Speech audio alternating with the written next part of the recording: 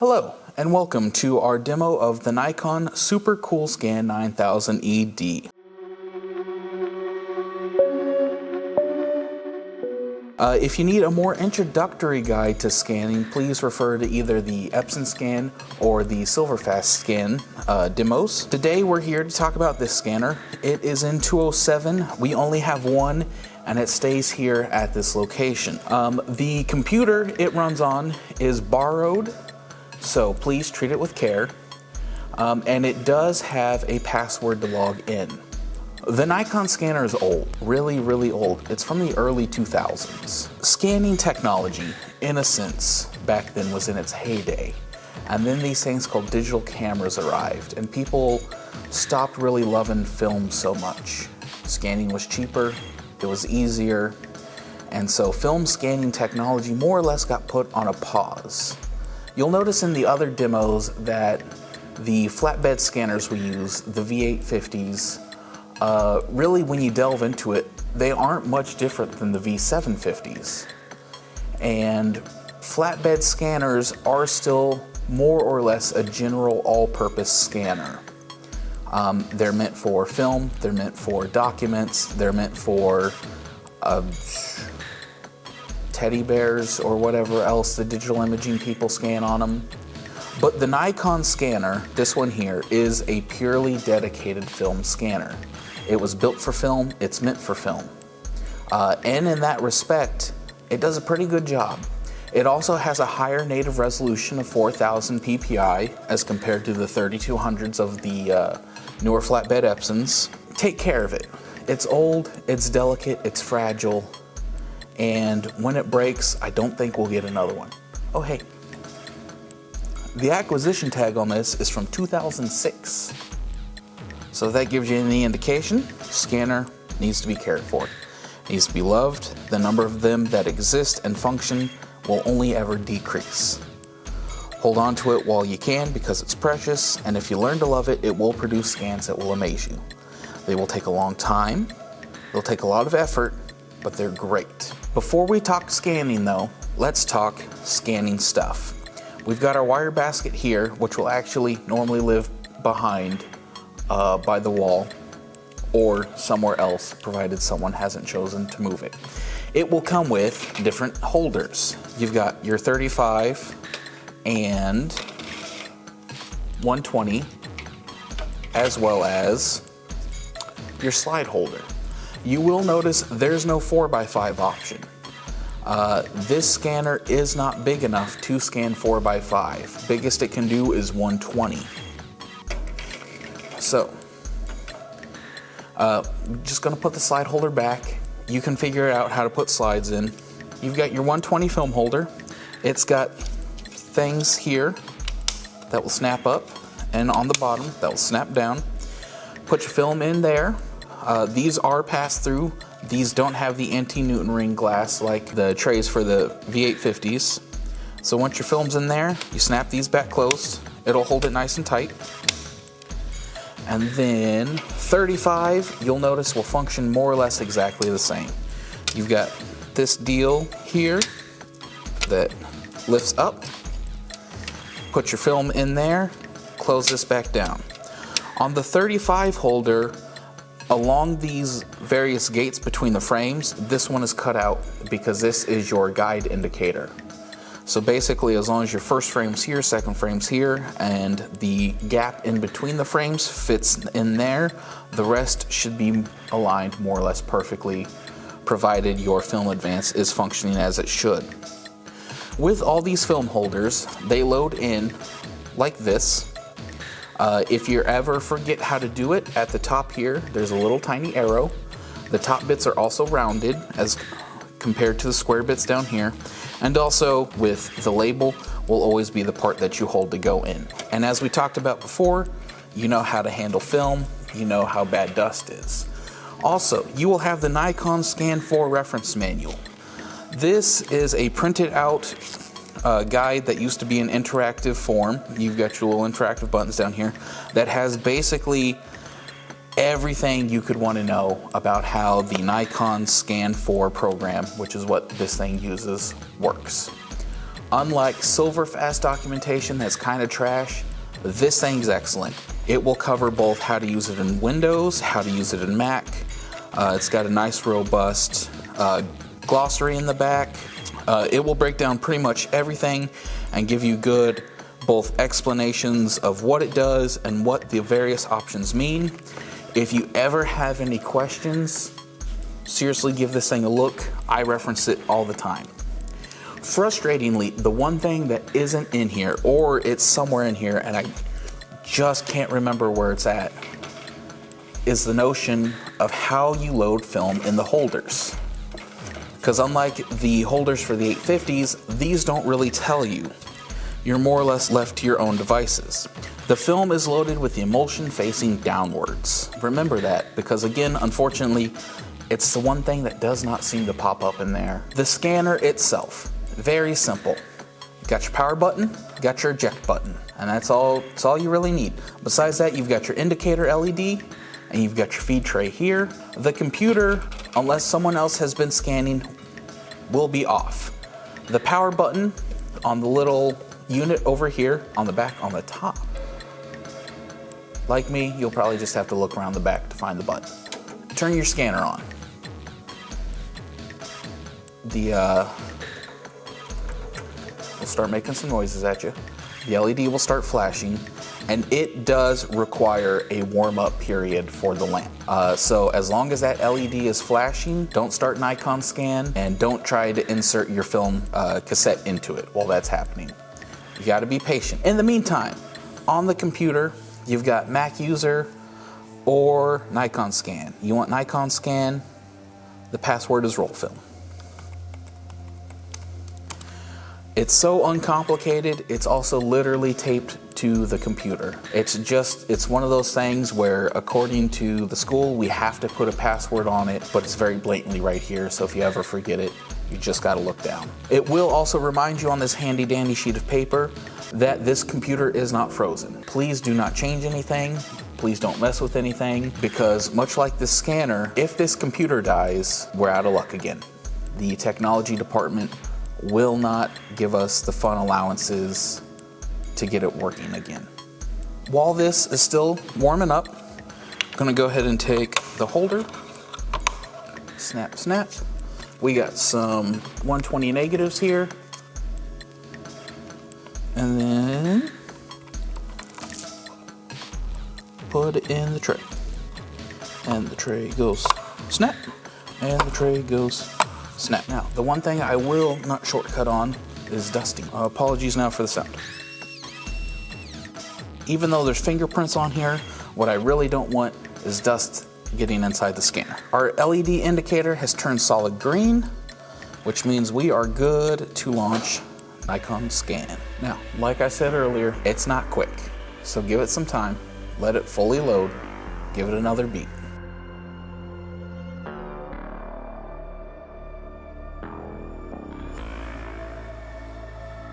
All right, we're probably good. What we're gonna need to do first and foremost is go into the top bar here, and we're gonna change some settings. Today we're doing monocolor negative. So now we take our cartridge and gently slide it in, and at a certain point, it'll just take it. And then you let it do its thing. All right, now as you can see from the screen, our options have popped up on the side here. The screen is black, and that's normal. That's how it should be, because what you're gonna have to do is go back in and change your settings. So again, we're going mono. It can automatically detect what kind of film holder it is, so it knows we're doing medium format, and these are in fact 6x9. And we're not doing calibrated RGB. We're gonna go ahead and scan in grayscale today, and then you're gonna hit preview. And you're gonna get to hear that beautiful, beautiful sound.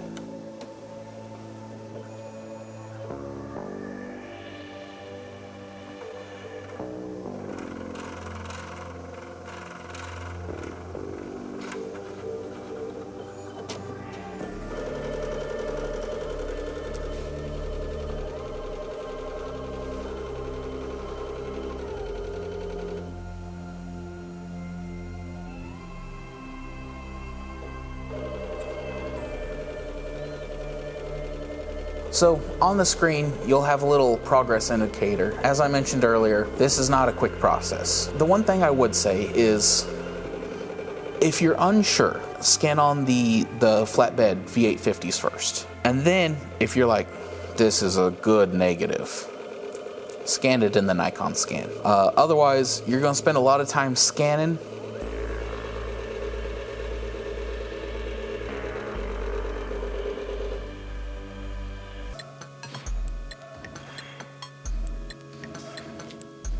Yeah, we got a picture. Like the other scanning tutorials, this one does assume you are scanning black and white film. Color film, it can be done.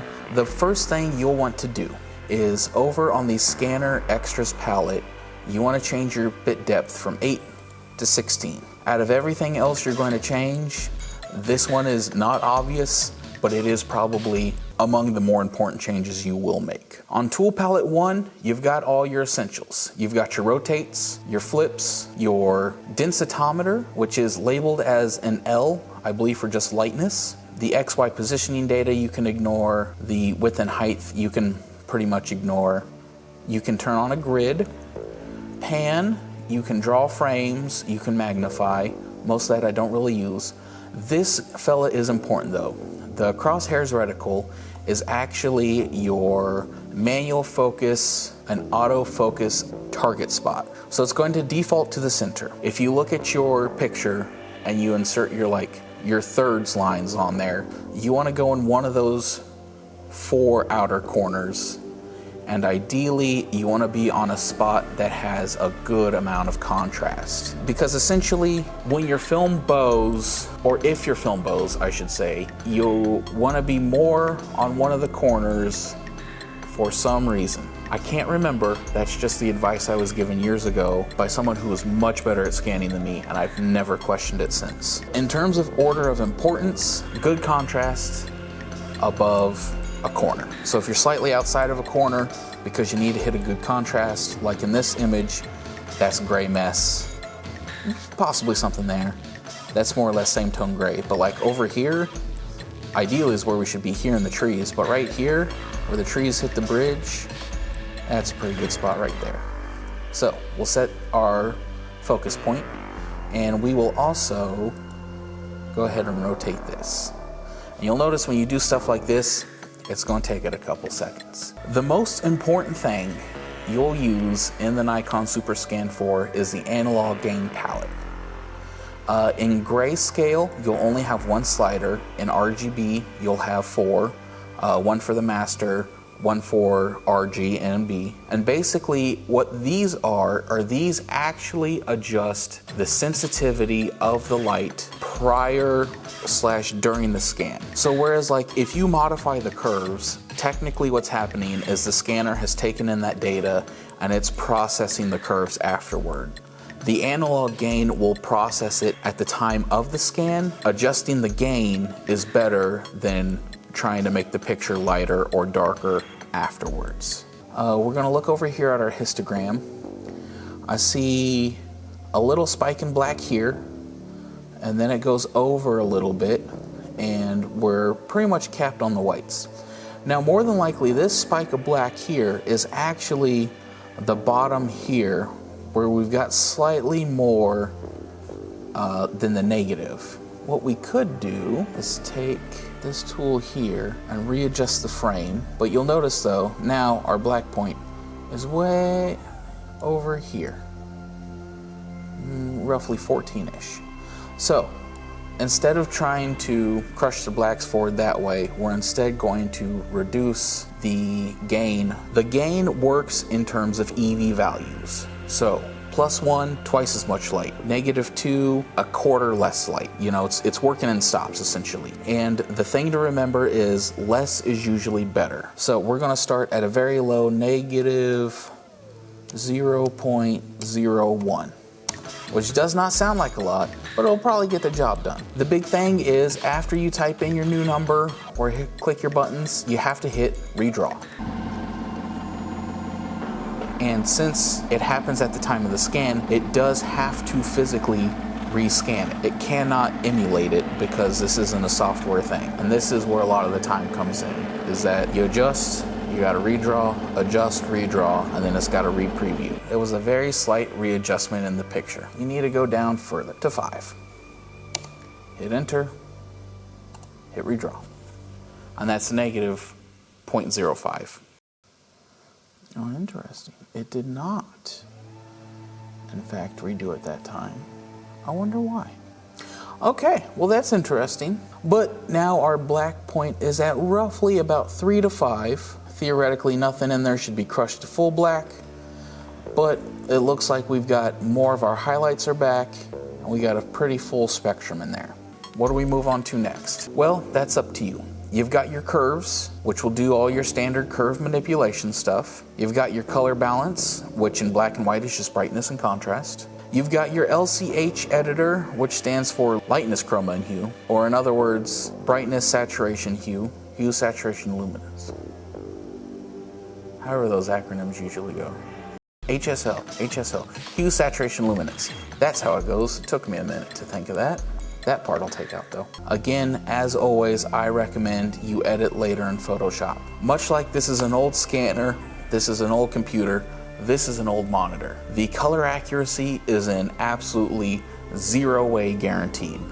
And you will find that out first and foremost when you try to scan color film on it. It ain't gonna be right. To an extent, trust your eyes a little bit. It's fun though. It's genuinely fun because you'll take it out of here and you'll put it in the actual color calibrated monitors and you'll be like, oh, that's nowhere near close.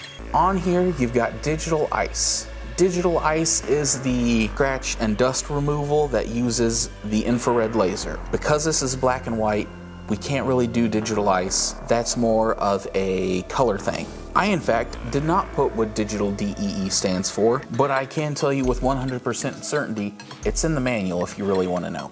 But essentially, DEE helps to pull more information out of the shadows. So you can enable it and you can mess with the shadow adjustment. And like always, you will have to redraw. Moving on down. Bit depth should be 16. Manual focus adjustment, move right on past that. That's what we set the crosshair for earlier. Multi-sample scanning is important. The scanner does multiple passages and it averages out the values to help reduce electric noise. The result should get you smoother tonal gradients and a better, more accurate scan. The trade-off, however, is time. Each multiplier you go higher, you're going to add more time. So you've got 1, 2, 4, 8, and 16. If you have the time and you really like the scan for a general, like more practical, you got business to do, a 4-time scan is pretty good. But at the very least, I would do a 2-time scan. It just helps to cut out on a lot of the random noise that can pop up. And especially as we keep in mind that the sensor and the lights within this scanner are aging, a little bit of extra smoothing out of randomness that may occur, probably for the better. Moving on, CCD scan mode, aka superfine scan, should, in my opinion, be turned on by default. It turns out that the scanner, what it does, instead of scanning 1 line at a time, scans 3 lines at a time, and then essentially uses some fancy math to kind of correct for the brightness difference between the upper and lower scan compared to the middle scan. Superfine scan basically just says, hey, only scan the line you're on and not the other 2. So again, the trade-off here is it will literally triple your time. Again, if you don't have time, feel free to keep that off. Otherwise, turn that on. It's good. Strip film offset is for if the spacing between your, say, your 35s or your various frames on your 120 aren't consistent, you can manually adjust that. As with all these things, the one thing I would say is if you're ever curious and you genuinely want to know, just scan the image and then take a peek at it. And if you don't like it, change the settings back, scan it again. The last option we have to talk about is the scan image enhancer. And do you enable it or not? So what it does is this does an automatic pass where the scanner adjusts brightness and color saturation to boost up the image. If you enable it, you need to click redraw to see its effect on the image. And then lastly is the old classic unsharp mask. You'll notice that it is dropped down to 0. It is still turned on though because, and here's the important thing, please don't move any of these windows because it doesn't save. And if something gets lost, it's not terrible, but it is a pain in the butt to put everything back. So please do your best not to move any of these windows. Everything that can be done is here. So unsharp mask is there. As always, I recommend do it later. The part we've sort of skipped at this point is the crop palette. Nikon scan will do pretty well in knowing like what size your frames are. If you want to, you feel free to change from keep this crop to keep this output size if you want, or keep this file size. I never mess with it. I leave the resolution at the 4000 ppi. That's about it for the Nikon scan, especially in black and white. 90% of everything you'll need to change will be in the analog gain palette, and once you mess with that, it will get you close enough that you can scan it and do the rest in Photoshop afterwards. We've got the scan bit depth set to 16. For this demo, just for speed, we're going to ignore both multi-sampling and superfine scan. And then that's it, hit scan. But stick around because there are very important things you need to know after you scan. Keep in mind, this is not multi-sampled and the superfine scan is not turned on. Do we have a moment while it does this? Oh, you got time. I'm gonna go get some more paper for the whatchamacallit. I don't think I'm going to get some of the production value I wanted. Shot moodily from the lower 3/4 profile. Sat at a campfire with a couple of small logs burning in front of them. I don't think Christina will allow this though. What? Huh? Oh hey, didn't see you there. I don't think I'm going to get either of those shots. I think maybe not. But I love the idea. She kills my ideas. We interrupt your regularly scheduled broadcasting to bring you this important message. After you have scanned your image, what you should do is, in fact, save your footage. Here, we're going to show you a recreation of the missing footage of how to properly save your new scanned image. Step 1. Under File, go down to Save As. After clicking Save As, you will get your Save dialog box. The most important takeaway here is to remember to always save to the desktop. If you have your external media already in, do not save to it. If you save to it, the file will not save properly and you will lose it. I repeat again, only save to the desktop. Do not save to your removable media. The next major important life lesson is to remember to save as a TIFF file. You can, if you choose, save as an NEF or Nikon electronic format file. However, TIFF is more widely used, more widely accepted, and a better format to use for these purposes. Remember to save as a TIFF to the desktop. After you have chosen to save as a TIFF file to the desktop, you will next get your Saving File Progress Indicator bar. Let the computer work. When the save is finished, you'll notice your TIFF file appears here on the desktop. Ignore these. As an addendum of additional things we've missed, here there will be a button. The button will extend this tray. This tray will then do a quick pre-scan of your other various available frames. If you are shooting 35 or 120, this is how you get to the additional frames on your strip. You click on them, the screen will turn black, and then you will need to again preview per individual frame. Also, per individual frame, you will need to reset your grayscale and or color depending, your neg mono or your calibrated RGB depending, and of course, all your other settings will need to be adjusted on a per frame basis. Thank you, and that concludes this segment of additional footage. Anywho, okay, you've got your thing saved. You've got it moved on to your flash drive. You've checked your flash drive in the other computer, which means you know for sure you're all set. What you do then, since the computer does not reset itself, you do need to make sure that you trash all your files. And then you empty the trash. That way all that junk's gone and nothing is getting all clogged up for the future. So, eject your tray.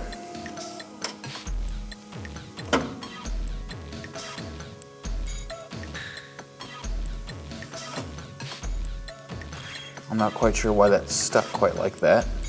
Pop out your film and reinsert the film holder empty. So because the computer won't reset itself like the others, whoever loads Nikon Scan 4 next, if you don't insert the blink holder, will just see whatever you scanned. Like, they can't interact with it, they can't rescan it, obviously, but it will be there. So you just put in the empty holder and it will reset this to black. And that's just a nice courtesy thing you can do for the next person. It will also go in at that point and reset a bunch of the stuff. So like the negative is back to color, back to RGB, bit depth is back to 8. Just a simple little courtesy thing. Then of course you eject again.